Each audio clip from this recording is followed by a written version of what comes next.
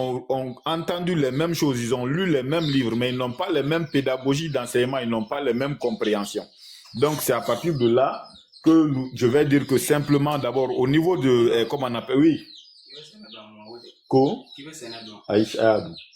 Donc maintenant, c'est à partir de là que je dirais que il y a une initiation qui s'est passée sur la magie, la méditation, la création des égrégores, le discernement de quelques éléments, comment on appelle, des créatures magiques, etc. Donc c'est ça, sur cette base. Maintenant, ce qui concernait l'initiation au Komo, c'est une pratique, le Komo c'est une pratique, comment on appelle, Bamana. Bon, c'est une pratique d'origine arabe qui s'est retrouvée chez les Bamana, c'est-à-dire dans le Manding. Les Bamana sont du côté du Mali actuellement. Quand on délimite, on fait une délimitation, vous allez voir que les Bamana se trouvent du côté du Mali.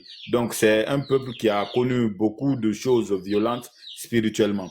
Donc le Komo, il y a plusieurs types de Komo. Il y a le Seyasila, il y a le Komasama, il y a le Nenekoro, il y a beaucoup de types de Komo. Donc moi, j'ai été initié dans 2 Komo. Donc c'est ce que je peux dire pour le moment. Donc l'objectif, c'était que nous comprenions que l'islam aussi, c'est un fétichisme, en gros. C'est-à-dire l'objectif, c'était nous montrer, c'est-à-dire nous faire comprendre, nous faire accepter que l'islam, c'est un fétichisme et que c'est de la magie, c'était tout. Mais comment lui, il fait pour créer un égrégore?